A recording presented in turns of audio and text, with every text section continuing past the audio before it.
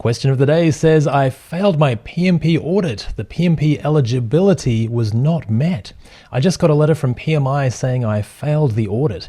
Below is their email. I'd really appreciate any help. I'm having trouble getting my application right. I can provide the project details if needed.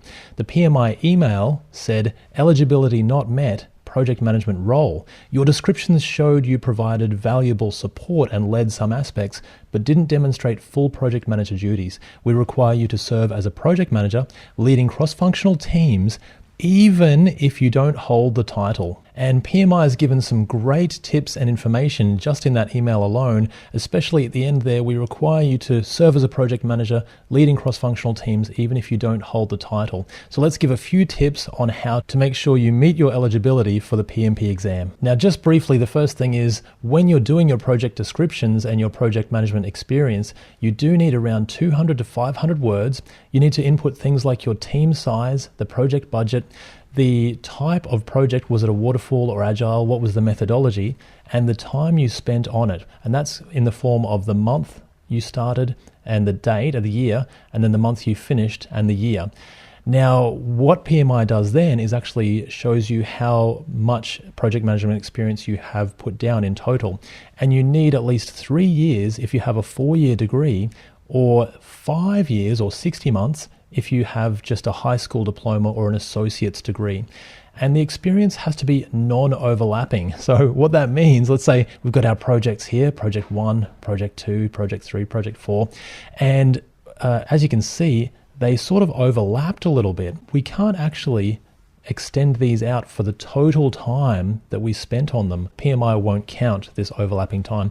So altogether, even though we spent quite a lot of time on these projects individually, it still only counts for the total time from start to finish. So from July to June, call that 112 months. Now, as for the descriptions for your experience, just remember what PMI said. You don't have to hold the title of a project manager, but you do have to be doing the duties of a project manager and leading cross-functional teams.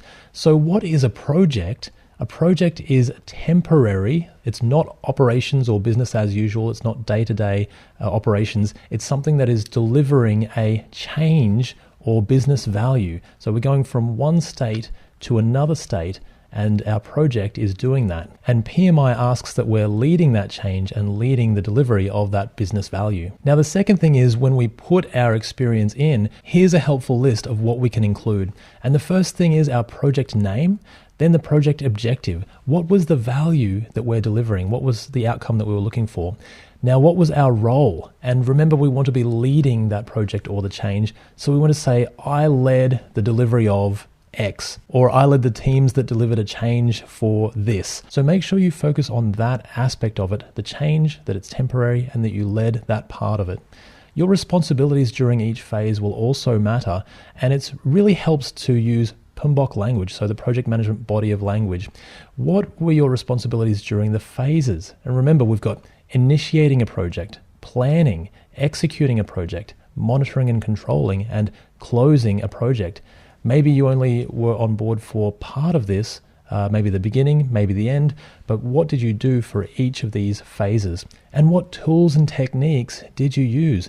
Remember, it's going to be a little bit different if you're working on an agile versus a waterfall project, but you might have things like working on your project charter and getting that approved, using stakeholder and risk registers to manage risk and to manage stakeholders, quality or testing inspections, ensuring the customer or sponsor validates and signs off on the deliverables and accepts them, negotiating, procurements, team building, quality risk communications, breaking down things in a work breakdown structure. Just align your language to that PMBOK language, which is fairly common in most projects around the world. And then just advise the outcome and what was delivered.